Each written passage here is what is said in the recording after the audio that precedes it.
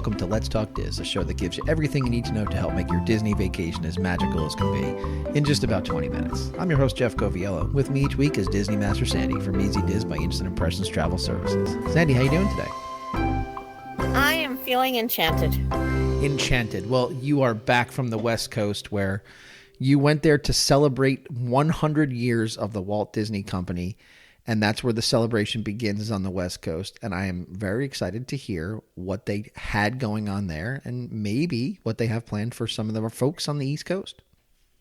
You bet. And I think you're probably tired of me saying this, Jeff, but for you and all of our listeners who have not made it out west to Disneyland, what are you waiting for? Time. I love it out there. I can't say enough. Celebration aside, I can't say enough about my love of Disneyland, my love for those that are looking for something more relaxed and shorter lines and close proximity.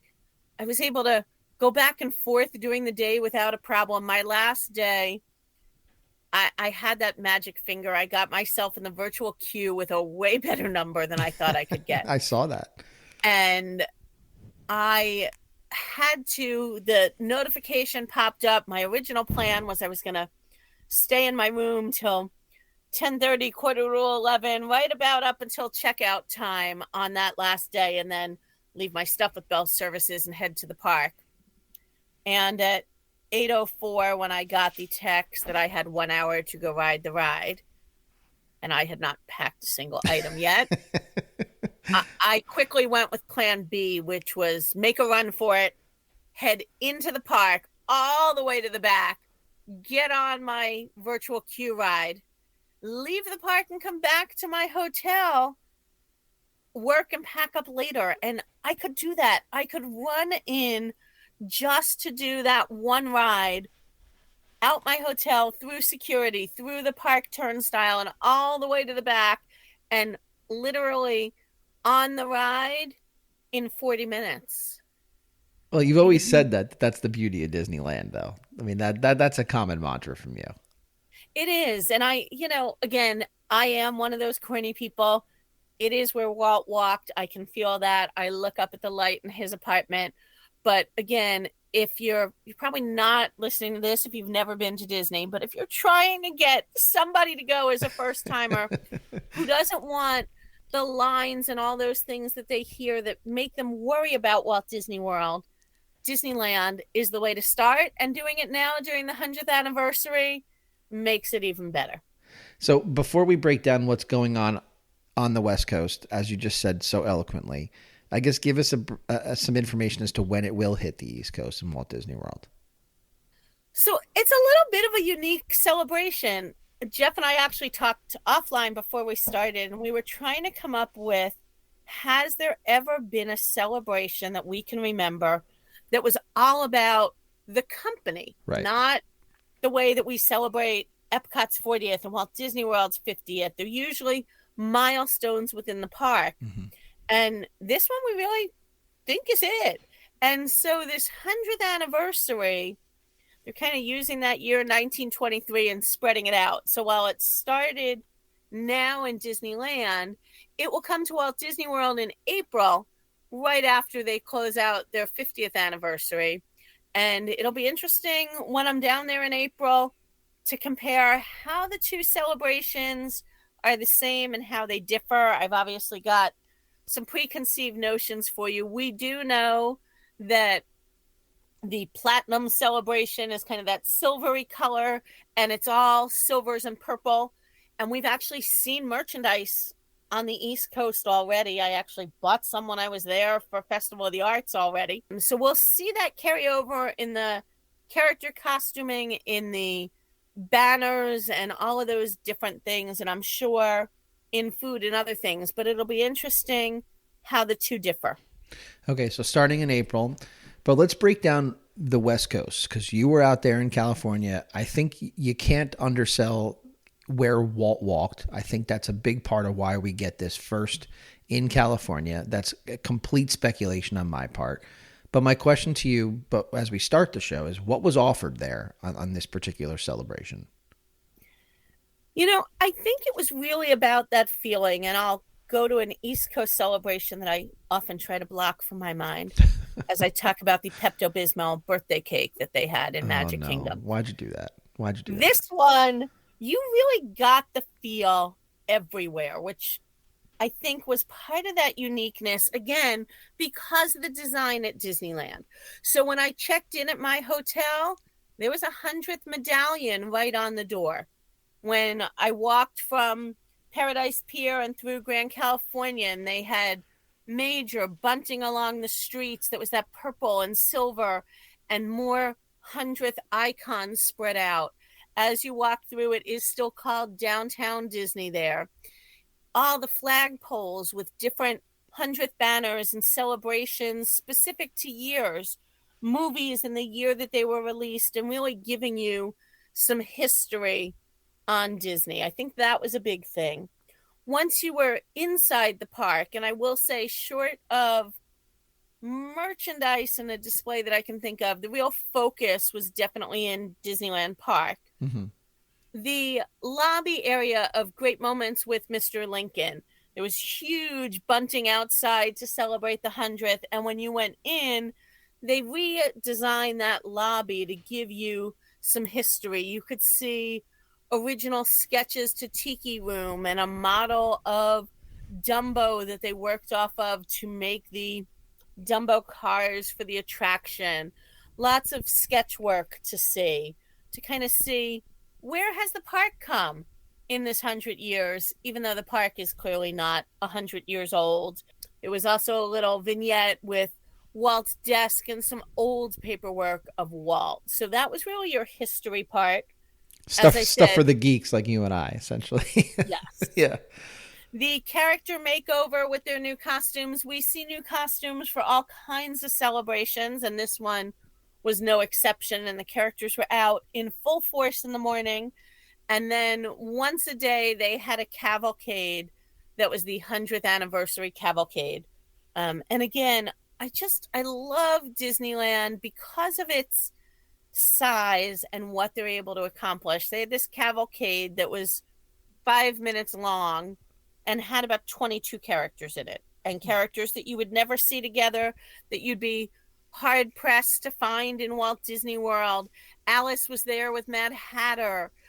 Genie and Aladdin were walking down the road together, and they're all in this tiny little space, a real great show element for everybody there.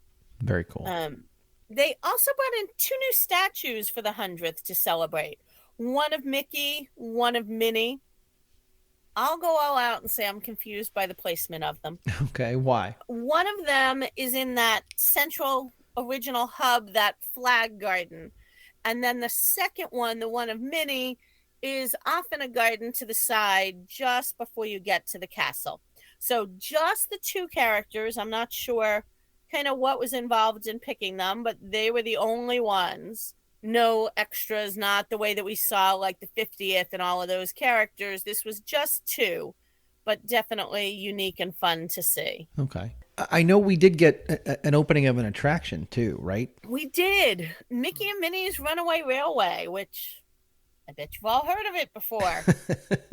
We were talking about this, and the question is, do we need to talk about it, or do we just direct everybody to episode 9, which amazed us when we were talking about it, that it was that long ago that we got it at Hollywood Studios. But yeah, we're looking at almost 3 years ago that we recorded that show. Yeah, it was definitely that time in history for me. Yeah. And we've seen them do this before, where they take an attraction, they open it on more than one coast, maybe a U.S. park and an international park. Sometimes it's exactly the same. Sometimes it's small differences. I would say this one had a lot of differences if you're that true Disney-phile really looking at things. And it was interesting to me. I was fortunate in the 3 days that I was there. I did ride it 4 times. For those that are wondering, it is virtual queue or individual attraction only. And again, I think that's one of those things when we talk about the West Coast. I was looking earlier, and it's 5 o'clock at night on the West Coast, and They still have the individual attraction available to purchase. It was only $15 today, so not that top of the line. And if you purchased it now, the return time was 15 minutes from now.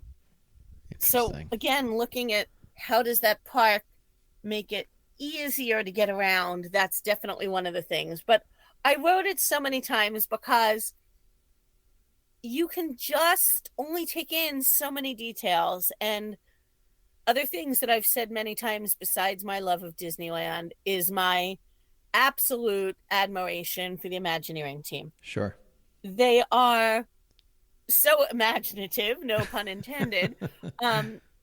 The detail work they put in, you would probably have to ride any given attraction 20 to 30 times to see it all and probably have people point some things out to you. So I definitely wanted to ride it more than once. The virtual queue line is very different than the individual attraction. I would honestly say if you can get the individual attraction, if that's the only way you're going to ride it, don't miss the ride. But the virtual queue line is definitely where it's at. You get 100% of the history there versus probably 10% because that line is so much shorter. And one of the things that I noticed was that the costumes that the cast wore were different.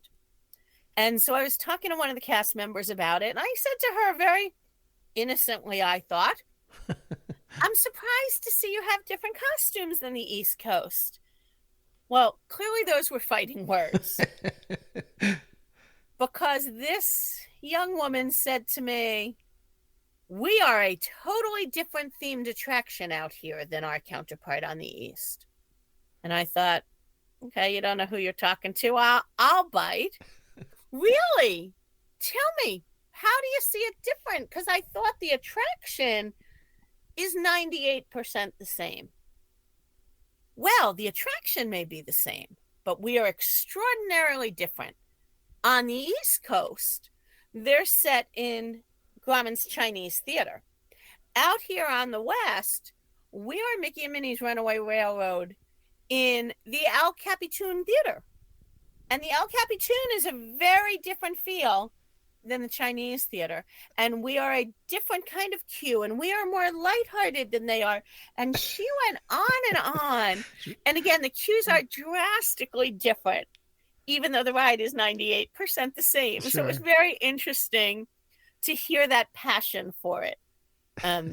We do have, if you hop over to the YouTube channel, a look through the queue, the entrance from the outside, day and night, comparing the two buildings. Both stunning in their own way, but definitely neat to see. Well, and that's the thing, right? Is when you're dealing with retrofitting an attraction into the Chinese theater that we have at Hollywood Studios, it's very different than what they were able to do on the West Coast, starting from, ground zero, essentially. So one of the things that I love to do, because clearly I love to talk, is I will talk to lots of cast members, lots of guests, all at these attractions. This is why, I could ride 4 times in 6 hours because sure. I'm just chatting away. Right. And so I'll ask cast members, what was your favorite part of the ride? What do you think? Do you know anything unique? And I will say there are 2 unique things to the West Coast version. One that is super unique that it did take me till that 4th ride to find, awesome. Even though it had been explained to me in the beginning. Okay. There is a Club 33 door hidden in Mickey and Minnie's on the West Coast. We'll have a picture up on our social channel this week. But just that as you're going through, you're just about halfway through the ride, and there's a scene that's, just a little town that anybody could be strolling down the sidewalk. And if you look very carefully, it's kind of like that Mr. Toad. You've got to look right away on the right because it is the first door. Your attention is really directed away from it. You've got to be looking for it to find that secret Club 33 door. Now, purchasing the individual attraction doesn't get you admission to Club 33, though. That's not on the table, correct? Sadly, it does not. Man, or I would. I thought we had the loophole, Sandy. I thought we were in. All right. What was the other hidden secret? So I was told, and I'm going to disagree with this one slightly, that because this is the first ever Mickey attraction, they couldn't have hidden Mickeys because Mickey is all over. He's not hidden. I will say I found 5 hidden Mickeys within the first 3 scenes right after I was told that. Right. But they were telling me that instead they have a hidden crab in this attraction. And on the East Coast, you'll find him in each scene. His name is Mr. Krusty. Mm-hmm. On the West Coast, his name is Mr. Crustacean. And again, they're very serious about their crab, and you can find the little hidden crab kind of dancing through just about every scene. Again, if you don't know to look for him, you may not see him, or you may see him once and he kind of blends right into the ocean. Because a lot of, if you haven't done Mickey and Minnie's, there's a large part where you are in the ocean. So to see a crab underwater isn't necessarily unique, but to know that that's kind of a little Imagineering sign is pretty cool. All right, so let's move on from the attraction. Obviously, anytime they do a celebration, there are shows that are tied to what they've got. So talk to us about what kind of shows you saw while you were out there. 2 new nighttime shows, and again, I could have watched them 50 times each if they occurred more than once or twice a night. Right. Which also surprised me, because if you've been to California Adventure, you would think, how can they differentiate their show? World of Color kind of is what it is. It's a water display. It's done on California Screaming with the projection. How many variations can they have? But the answer is many, because we've seen multiple versions already. We've seen holiday versions, and this new one is called World of Color 1. And it's really to take you through all the different things that are Disney. And again, Jeff has brought this up many times. I would say the last 10 years, we've really seen Disney grow beyond what I call traditional Disney, past the Mickey and the Minnie cartoons, getting all of that new intellectual property. So whether you're an Encanto fan or a Lion King fan or a Star Wars fan or a Marvel fan, they've got something for everyone in this show. And I have to say, the Avengers scene in particular blew me away. Just special effects that I've never seen them use before, and really bringing you in a phenomenal musical score. You definitely don't want to miss it. But if I can't convince you to go to the West Coast, maybe I can convince you to head to our YouTube channel. I did record it for everybody. It's just so much faster to go to the YouTube channel than it is to get on the plane and go to the West Coast. I'm sure it's a totally different experience, but still. There's a few more things out there than we have on our YouTube channel, though. That's fair. Anything else for the shows? In Disneyland, they have a new fireworks castle projection show, Wondrous Journeys. And again, they really worked on how to give us that Disney history using some music we've heard before and incredible musical talent creating these new scores that just pull you in, and you're all looking to go download that music now because it's amazing.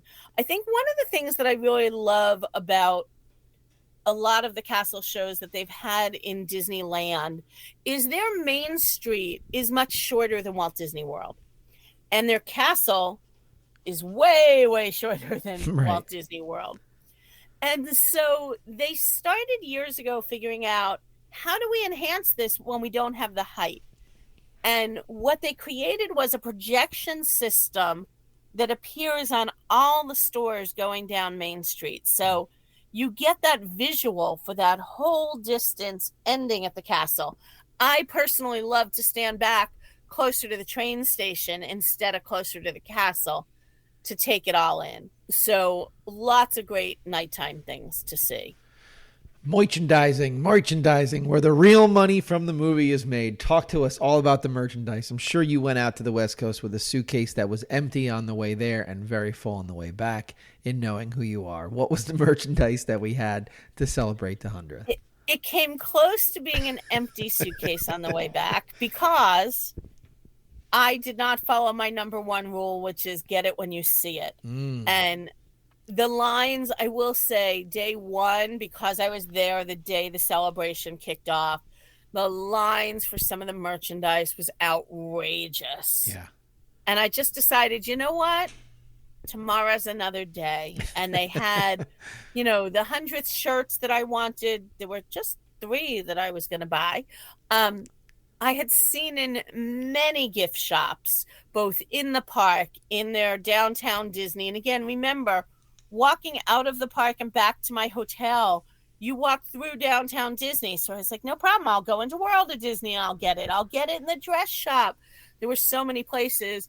And when I went on day 2, the things I wanted were sold out. I was pretty shocked. Thankfully, the majority of the things were restocked by day 3. So, yeah, I do have a couple of things. Now you're talking the same color scheme that you talked about in the beginning, the purple and silver color scheme? That's silver and purple. The purple does seem to vary. There's more of a lilac, and then there's a deep purple. Okay. Lots of sparkly stuff, special ears that were really shiny. They also came out with a totally new line of merchandise called Errors. And it was all about original Disney Studios, kind of what this celebration is about. Everything from jackets and shirts to your own Walt Disney Studios desk lamp that kind of lights up, to your own sketchboard. Lots of neat things to see. I will say the other thing, I learned something new about Disneyland that I didn't realize. That doesn't happen every day. And where did I learn it of all places? In a gift shop. How bizarre. But when we had done an episode about the Disneyland Hotel, we talked about when that hotel was originally built, that the vision was that you would be able to come there and do everything. So not only did that hotel have what they called at the time a beauty salon that was intended to be your regular haircut place, but they had things like a dentist there. Yep.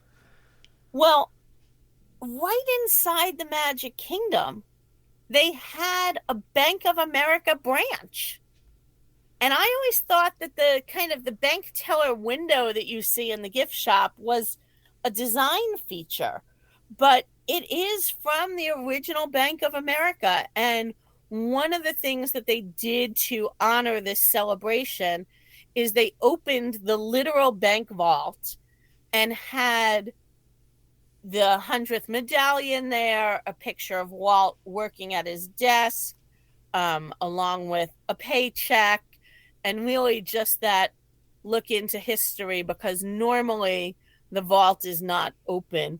They had some great talking points. They were able to really give you history on the vault. And again, when you hear some of this history, that Bank of America, somehow, Walt convinced Bank of America to put a bank inside of a theme park. So if you wanted to do your banking, you had to have theme park admission. Go figure that one. It's an e-ticket attraction to go banking, yes. But then they took his input so much so that they were giving me all the details on the design of this vault door, and Walt picked the vault door design. So, I mean, talk about that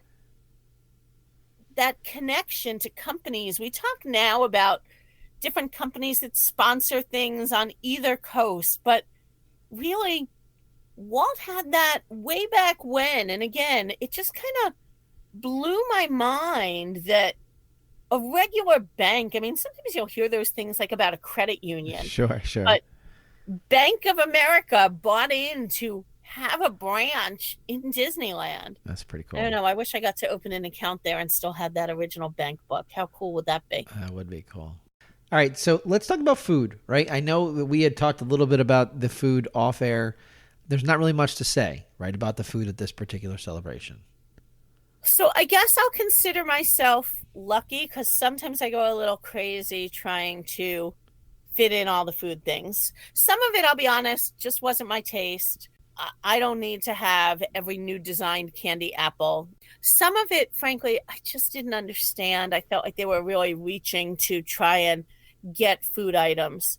I did try the old-fashioned cream soda, which was a purpley frozen concoction. Concoction is a good word, and bless you all for trying. Sure. I only had a couple of the food things I really found, and I struggle. I'm going to report back when this moves to Walt Disney World and see what kind of difference we see in the food items. We've talked in the past, because Disneyland is literally in the middle of a city, that they have less restaurants than we have in Worlds, because people do walk right outside of Disneyland, and in a 3-minute walk, you can be at anything from Denny's to Panera to McDonald's. Right.